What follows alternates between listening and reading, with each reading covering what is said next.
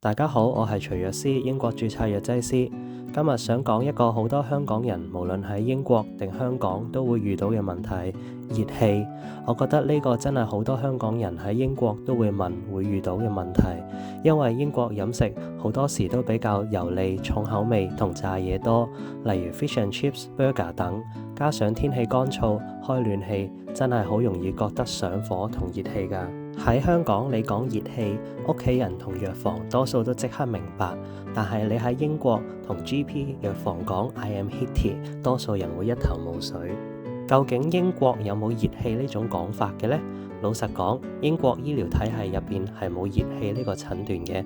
但係重點係你覺得嗰種唔舒服嘅感覺係真嘅，只係英國會用另一種嘅方式去理解你，到底係喉嚨口腔問題啊、皮膚問題定係腸胃問題。所以我會話熱氣其實係一個症狀嘅組合，唔係一個單一嘅病名。熱氣通常係邊啲症狀？最多人講熱氣通常落喺三大類。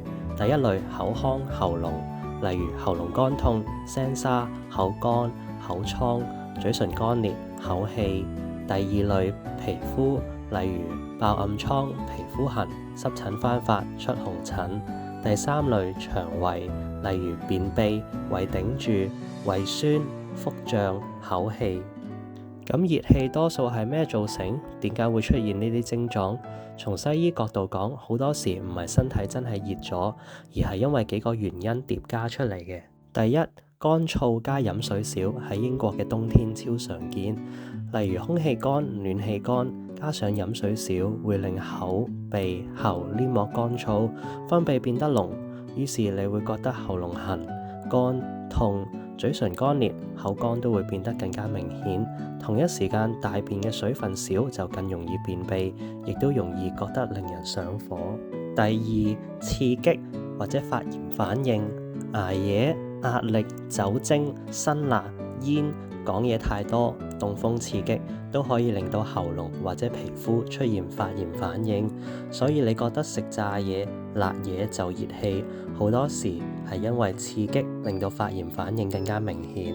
第三，感冒，好多時喉嚨痛、聲沙、咳，其實係由病毒引起。症狀上你會覺得乾、痛、好熱氣，但本質係感染後發炎。第四，鼻敏感、鼻水倒流。鼻敏感或鼻水倒流會刺激喉嚨，令你容易覺得喉嚨痕，成日清喉嚨，朝早特別乾痛，好多時會被形容做熱氣。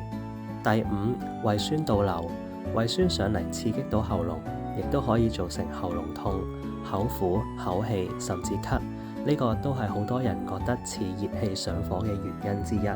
所以總結嚟講，你講熱氣好多時係因為乾燥、發炎、生活習慣、感染、過敏反應、胃酸倒流、便秘呢堆因素交疊出嚟嘅。